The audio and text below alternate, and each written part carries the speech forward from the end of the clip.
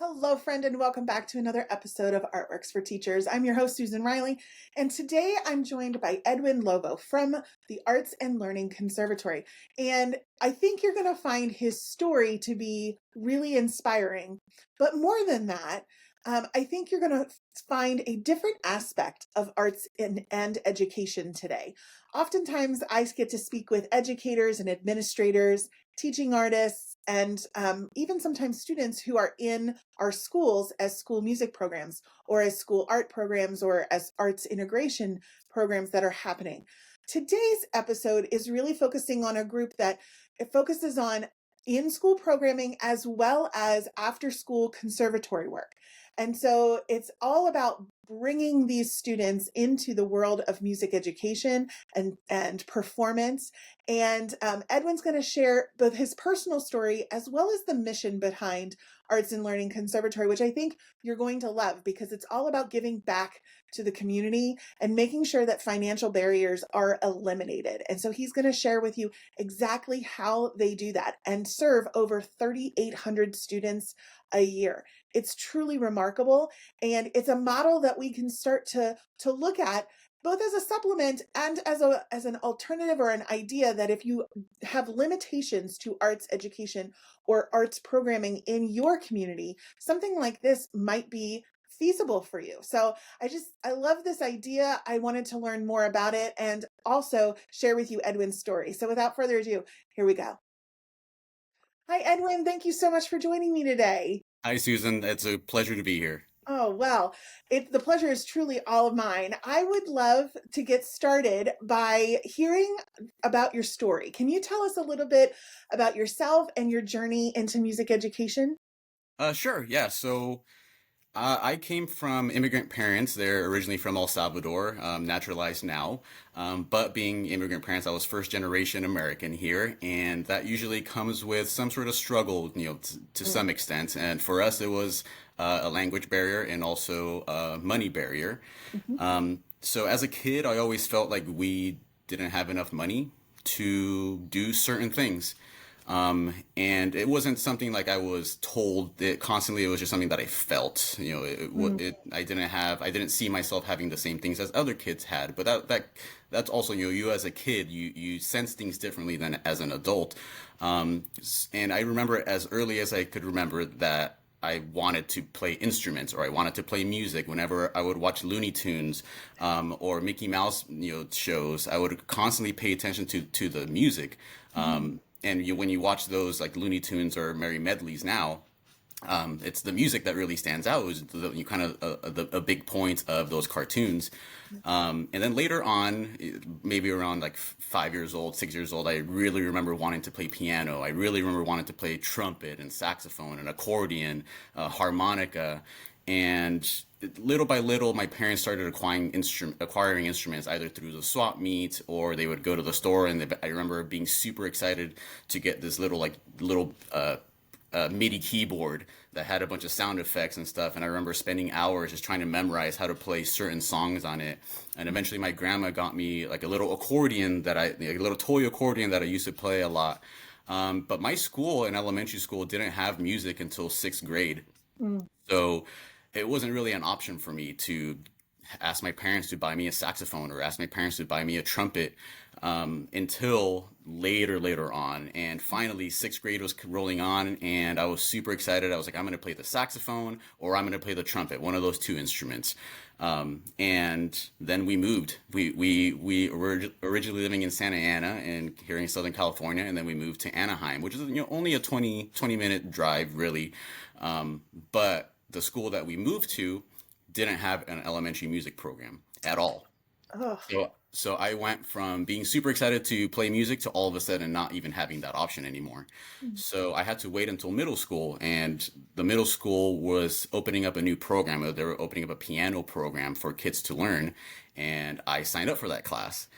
So I was super excited. Finally, seventh grade rolls along, and the class doesn't happen. The class is canceled because it had really low enrollment. oh, So then I was put into a choir class. and I was in the choir for about 2 weeks maybe, and I was really enjoying it. I wasn't enjoying singing.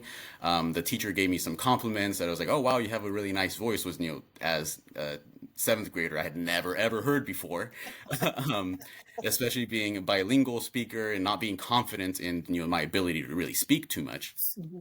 And then I didn't do too well in the state testing, the going into seventh grade. So then they took me out of choir and put me into a reading class. So then there was no music at all seventh grade either. Mm. And then finally for eighth grade, I was like, I'm just gonna join the band, and that's a lot of people sign up for that one. Our band for my junior high was really big. I went to Brickers Junior High with Mr. Kraus, the wonderful, wonderful teacher that still inspires me to this day. Um, and I picked the trumpet. I remember going to a pawn shop with my parents. They said, "Yeah, we'll go get you a trumpet." We bought a $200. I remember it's a Amati brand from the Czech Republic. Mhm. Um, I received the trumpet. I got into the car and I immediately took it out and I started making funny trumpet noises on it. I was so excited, and I practiced the heck out of it. The semester rolled through, and I was progressing a lot faster than some of the other students just because I was excited to practice and play. So then they were going to put me into the advanced band, but there was too many kids in that one, so they put me into the intermediate band, and I was just excited to even be there. Funnily enough, another student that was in that band was also at my school in Santa Ana. I hadn't seen him for like 2 years, and all of a sudden he had popped up there too, also playing trumpet. Fast forward to high school, all of a sudden, I'm in marching band. I'm a section leader. I have solos. I'm having so much fun doing this, and I'm starting to think, as a lot of times high school kids get pressured into having to choose, what are you going to do when you graduate? What are you going to do after college? And my thought was, well, I'm just going to do music. I'm going to figure out what to do with music. I like playing it. I like being around it. I enjoy the teacher teaching me, playing music. So my option then was, I'm just going to go to school to play trumpet and learn how to teach music. So then I did. I went to school to play trumpet, teach music. My main happiness, I guess, around music in high school was playing the trumpet and being around my friends that were also doing the same exact thing. And then I took more interest, and I learned. My dad all of a sudden came one day because one of his friends at work gave him a saxophone, an alto saxophone. And I was like, whoa, this is so cool. I'm going to learn the alto saxophone. And then I got drumsticks one time and I learned how to play drums. I got a guitar because after watching the movie School of Rock, I was like, wow, that looks super fun. I'm going to learn how to play guitar. And that was just kind of my inspiration to play music. Later on, I find out that through my dad's side, his uncles in El Salvador had a brass band all throughout pretty much throughout their lives. They would play for like fairs, parades, bullfights back then, and so it's just kind of interesting that music was in my family. It's just not really directly in my life, Mhm. and now. I love teaching kids, not just kids. I love teaching people how to play music, or it just give them that confidence, Mhm. um, letting them know that you can play this instrument. You might have never seen it before, not even know how to manipulate it, but you can do it. It just takes a little bit of practice and a little bit of patience and a little bit of frustration, and eventually you'll get there. Yeah. My gosh, your story is so inspiring. Thank you so much for sharing it. And I think it's so representative of many of the journeys that our students take. As somebody who was also came from an impoverished background and found music to be that outlet that enabled me to, shine. I so resonate with that aspect of your story. I'm curious because I think this is so relevant, especially to where we are right now. When they decided to pull you out of your music class so that you could go back into a reading recovery, if you will, kind of class, do you feel like that was helpful at all in your reading? Or do you feel like the music, if you had been allowed to stay in that music class, you would have thrived in a different way and even maybe picked up better reading skills? Yeah, I think if I would have stayed in that choir class, I Mhm. would have learned I feel like I would have learned to read a little bit better than having actually been put in that reading class. Yeah. Just from my prior experience in, being in a choir, having to read those specific syllables and the way you specifically phrase things or form your mouth, Yeah. that I think would have been more beneficial to me at that time instead Yeah. of putting me back in a reading class that I just found boring to be in a reading class, as opposed, which might have explained, my scores back then, but also, just growing up, Spanish was my first language and then English was my second language. But yeah, having if I would have stayed in that choir, I think it would have been more beneficial to me. However, life happened, and I Yeah. don't, I'm happy where I am, Well, and sure. I'm glad it happened that way too. Yeah, and I mean, just for those who are listening who don't quite or they've never had that choir experience, like, I went to a choir college. Like I had to sing in like Russian and French and does that mean that I can necessarily comprehend everything? No, but at this point, I at least am able to recognize. And so being able to expose yourself to language through a musical experience is sometimes maybe even a better way, not necessarily comparable, but maybe even better because it's working a different area of your brain. So I think Yes. that's such a great point to bring up, Edwin. I'm curious, how did those early challenges that you faced, how has that impacted you as an educator now? Great question. And it just gives me some perspective and empathy, really, when I'm teaching. Um, I know as a kid growing up then, I wasn't the most confident a lot of times. Mhm. That, uh, you know, when I reflect back to it and I think, why was I not really a confident kid? I was always afraid to raise my hand in class. If I did raise my hand, it was like this, as opposed to, all the way up. And part of it was because, growing up bilingual, I was slower to catch up on English than some other kids, or I would think that I would speak, or my phrases would be different, than maybe my English speaking teacher that has been speaking English for their whole life. I noticed that I had different, ways of speaking, and that was just my accent, really, that I was noticing that was different. So I didn't have as much confidence as I do as an adult, and it's still a learning process of confidence. But knowing that I went through that experience and knowing that humans share experiences, it's not far fetched to think that maybe these kids aren't as confident all the time either. Yeah. So me going through that experience helps me have that empathy with them of what are they feeling right now, learning a new instrument that is completely foreign to them. What are they feeling right now when I'm asking them, can you play this thing? And I'm really kind of putting them on the spot. And it brings me back to those times as a kid of being put on the spot. Hey, what's 4 times 6? And all of a sudden you forget everything, and you're like, I don't know, and then you feel a certain way. So it's that feeling that I know these students are having sometimes, that I'm just want to make sure that I build that confidence in them so that they have more confidence later, that when I do ask them, hey, can you play these notes? Can you play this? Can you play this? Once they start doing it with more confidence, they start doing it with more happiness also, and it starts inspiring them even more to keep going. So I feel like, growing up, that really gave me some perspective with that, and also some empathy towards the parents. And when they come up to me and say, I really want to put my kids into this class, but we can't afford this. Well, we have scholarships here at Arts and Learning. Come on by.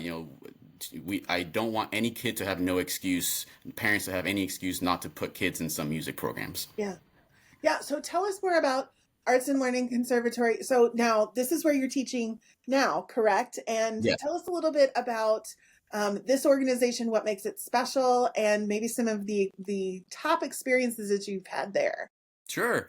So I've been with Arts and Learning Conservatory, ALC as we call it, for, let's see, 2013. Wow. Yeah, 2013. It was concurrent with my college days, where I started teaching. I went to go do a gig one time. It was a wedding. It was me playing piccolo trumpet and an organist, and she asked if I taught music, and I said, yeah, I teach music. So she got me an interview at a private school, and through that private school, I met Deborah Wondercheck because she was also teaching there. Deborah Wondercheck is the CEO of Arts and Learning Conservatory, and she asked if I wanted to teach elementary students because at the private school it was middle school at that time, Mhm. but for arts and learning was elementary. And I said, yeah, I'm cool to teach elementary. I went over to one of the schools, and we had 3 students. Mm. Um, I was like, this, we need more students than this. I can't believe there's not more kids that want to play, play music. Yeah. So I asked the school, can I just go around at whenever it's convenient to the teachers? Can I just go around class by class and just do like a little 5-minute demonstration of what these instruments are and that you can play these instruments? And then the fast forward 2 weeks, and we went from 3 students to having 20 students in the class, and we had to split the class up into two. So that was already, having that experience right away was very positive for me. Of wow, this is something that is fun for kids, and it shows that it's fun for kids. But I've had some great experience with Arts and Learning Conservatory, mainly with students that I've noticed right at the beginning that they don't have the confidence in playing, or they might be super shy, or they tell me I have stage fright. And then all of a sudden, fast forward to the spring concert, and they're the ones playing the solos. They're the ones doing great. They're the ones up there doing a speech, proud that they have these experiences. And just to mentioned one of them. We had a Latin percussion class in one of our communities that is more Hispanic. So we did a Latin percussion program there, and we had this girl that she was about to go on, and I wasn't their teacher. I was just a kind of an overseer for that class. But I'd been there a few times, so they're familiar with me. I was also the one that did the assemblies and stuff to recruit the students. And I go up to the student, I crouch down and I ask her, "How are you feeling? Are you excited for this?" And she's like, I'm super nervous right now.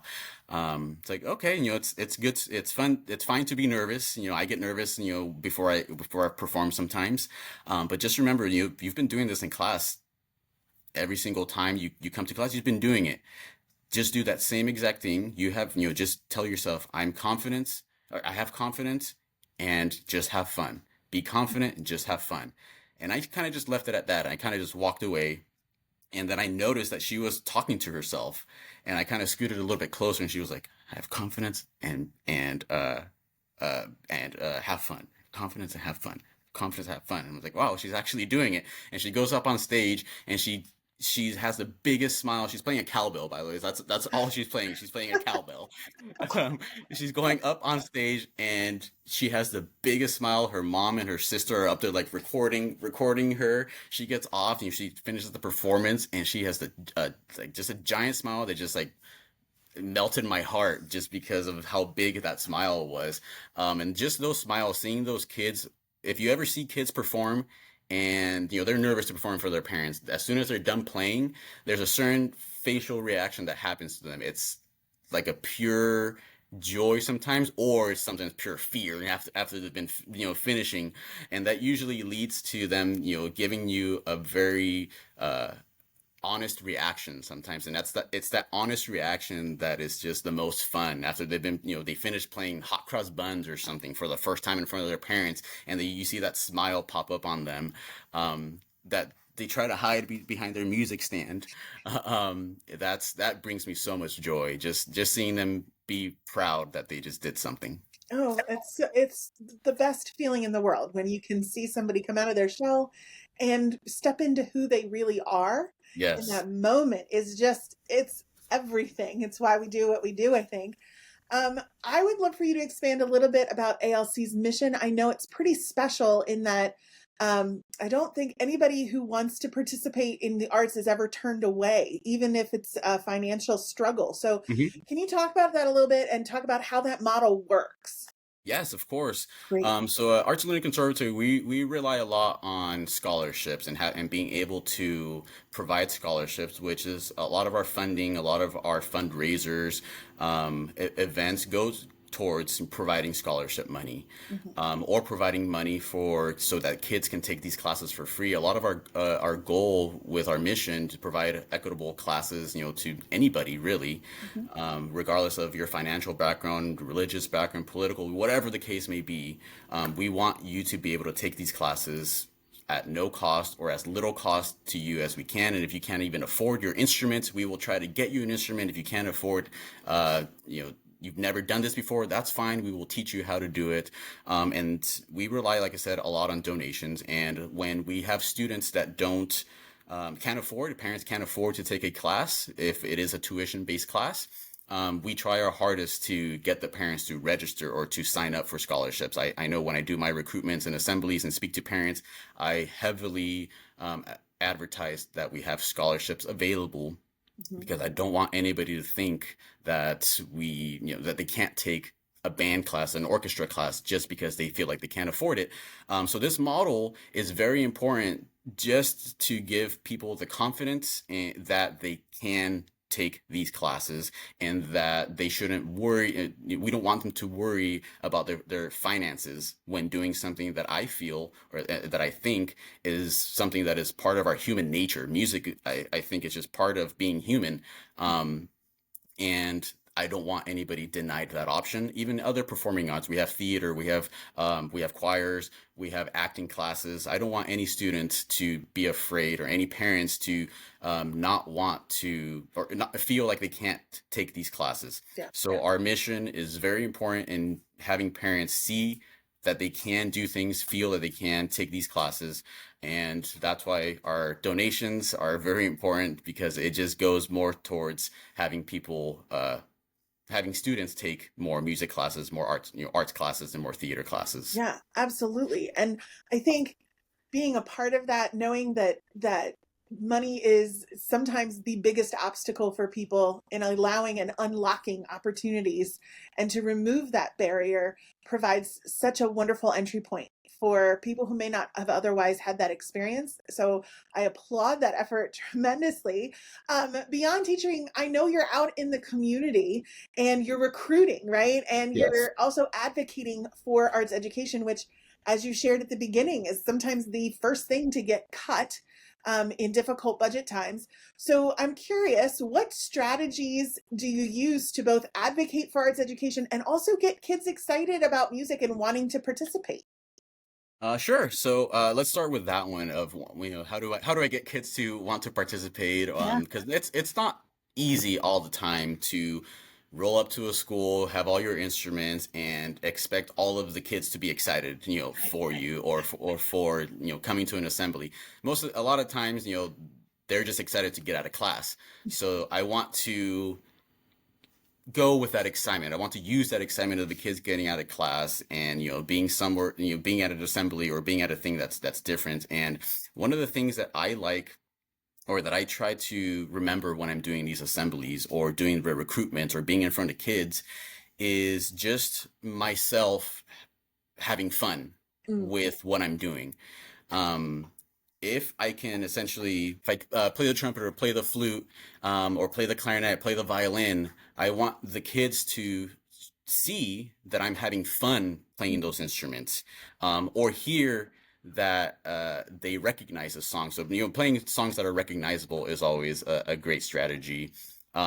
Essentially, making them part of the assembly is also a great strategy, of having them hold the instruments, having them even play the instruments if possible.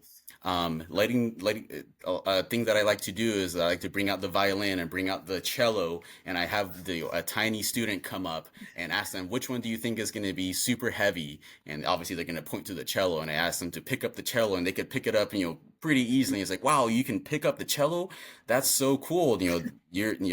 That's great that you can pick up this instrument that looks super heavy. It's really not that heavy. And other kids start to visualize themselves playing those instruments. And what was your first question, by the way? I've kind of forgotten. I think, well, let's just pause here for a second. I think um, kind of busting through in the myths that students might have about some things. And, it's never a bad thing to use Bruno Mars or whatever to get the kids Exactly. Yeah, excited, right? Um, exactly. So I love that you're bringing in current, music, and also trying to make that relational connection Mhm. with our students, which is, the hallmark of great teaching. The first question I asked was about how do you advocate for arts education as a whole? How do you, I know that fundraisers have to be so important in order to support the mission of ALC, but I'm sure advocacy is a part of those fundraisers as well as outside of that. How do you go about advocating for the importance of arts education? Sure. So an important way that I think is a really great way for people to see is actually having the kids performing or seeing the actual results of what these classes can do. Yeah. We've had a lot of students go through our classes. They come in not knowing any music. They come in having experience. They come in having extracurricular activities, and it's not always you don't always get to see the fruits of your labor. But when you do, they start third grade, and then they move on to middle school and then high school, and you see this much taller human being now, and they have a certain way about them, or they're now going to go into engineering, or they're going to go into music, or they're going to do whatever they might do. It's great to see that growth in them, and the more growth that you show happening because of music, and the more confidence, again, I keep going back to that word confidence, that is instilled in them will show throughout the years. And then when we advocate for music, like I said earlier, I think music is just part of our human nature, and to deny people of that human nature, especially little kids, is cruel, I guess, to put Yeah. it to put it in a way. It's cruel to deny kids of music, Yeah. especially when music is such an important thing. There's so many connections going on in your brain when you're playing music, and there's so much community that you feel when you're playing music with with other people, that it's hard to it's hard for when you tell somebody that, for somebody to then tell you, well, I'm sorry, we're going to cut these programs because we think they're too expensive, or we're going to cut these programs because we feel they're not as valuable as math or science. Yeah. When I think music is equally or even more valuable than math and science, and music has math and science in it. So it's I don't understand the argument sometimes of why music or performing arts are cut in the first place. Mm. It usually goes back to money. Um, but any other reason besides that, I don't think is very valid. Yeah, I would agree. I think that if you cut out opportunities for students to thrive in any area, if that's music, that's you're stealing from them long term. You're stealing their what could be from them and Yes. closing that opportunity. It's so funny that you talked about um, where when people say no, it's usually because of money. It reminded me of a recent local school board meeting here in Maryland that I watched, that they're looking at cutting the reading instructional specialists. And somebody said, one of the board members said, I don't know what the ROI is going to be if we keep these reading specialists. And somebody raised their hand and said, the ROI is 7-year-olds being able to read. And, and I feel like that's a silly, like, hello, like Yep. that's your ROI. But I Exactly. also think that's the truth in arts education as well. What's your ROI Uh-huh. of having arts classes? Well, your ROI is better humans, Yes, and so why would exactly. you want that, Yeah, right? exactly. Yeah, I tell people all the time is that I'm not training professional musicians Yeah. when we teach our classes. I'm just having fun teaching these kids to be confident and have fun playing instruments. And eventually that'll lead to something, whether it's good or bad, as long as these kids are having fun in these classes, and building certain confidence and making certain connections. That's really what it's more about, as opposed to, well, these kids, be professional musicians growing up? No? Well, then why have this class? And it's like, Right. that's not the point of these classes. Yes. Yes. You're missing the point. The Yes. point is to develop us as humans and Uh-huh. and build that out into a better society Yeah, long term, exactly. right? Now I've heard through the grapevine that you also participate in a Latin party band. Yes. I do, yes. I'm also a gigging musician. Yeah, so how does being an active musician impact and influence your teaching? It helps me. So being in those Latin bands, or you in a jazz band or in a classical setting or something, you're gonna run into a situation where you're presented with new music. You're gonna run into a situation where you're going to be put on stage. You're gonna be presented with a situation where you're gonna feel like the student. You're gonna feel like a little kid back again, that you're learning your notes again sometimes. And it gives me it helps me realize what these kids are going through sometimes when I give them a new sheet music, or I put a new instruments in their hands, or at the beginning of the year, when they're first learning their notes. It puts, sometimes being in those Latin gigs, it puts the perspective back of, wow, this is what it feels like to not have the confidence in what I'm doing again. And this is what it feels like when I don't know how this music goes, or when so, and that anxiety, it builds back up. So then when I see it in my students, I know how to, I can tell them, hey, I feel these things too. I know how you're feeling. I know it's scary sometimes to put music in front and having somebody ask to play the music. I know how it feels. So let's play this together. Let's go through this together. And let's see where it goes. If we make mistakes, guess what? That's fine. That's fine to make mistakes. Mistakes will happen. Mistakes are part of music. Mistakes are part of being human. And enjoy the mistakes right now. Let's make as many mistakes during rehearsals and practice as we can, because that's fun to make mistakes sometimes. So being in those gigs helps me realize what the kids might be feeling at that certain time. And I love the life lessons that you're able to weave in there as well, that mistakes aren't bad, Yeah, mistakes are part exactly. of life, right? Yep. They are part of life. That's how we learn. We Absolutely. learned a lot through mistakes. Unfortunately, we learn sometimes way more through mistakes, than through, achievements. Yeah, But it's hard to get achievements without some mistakes and without some tribulations. you've got it. Well, Edwin, this was such an amazing interview. How can our audience stay in touch and support the work that you're doing? Sure. So if you go to our website, www.artsandlearning.org, you can find out what programs we have next. You can even donate. Like I said, donations are a big part of how we keep our classes going, and scholarships. We will also eventually have an instrument drive. So if anybody is interested, has old instruments in their closets from when they used to play back in junior high or elementary school, or your aunt might have a clarinet in their closet, we will be having an instrument drive that we use those instruments to give back to the community. If a parent can't afford a trumpet, guess what? If we have a trumpet back there, here you go. Here's a trumpet that you can use. Mm. They can also check us out on Instagram. I believe our handle is also artsandlearning.org, and also on YouTube. We will also be hosting a Juneteenth event called Gospel Voices of Orange County, coming up. And we also have, for our elementary school kids, we have a monster concert coming up, that you can also check out on artsandlearning.org. And that concert is essentially our district concert, where all the elementary schools perform together, the middle schools perform together, and the high school perform together. And it's one just big giant concert where parents get to see the progression from elementary, middle school, high school. So that's another big opportunity too. But the best place would be artsandlearning.org. Check us out there. You can find out what's going on. You can sign up for our newsletter there as well. And Facebook as well. You can find us on Facebook. Great. We will make sure to put all of those links in today's show notes. Edwin, thank you so much for joining us today. It was a true pleasure.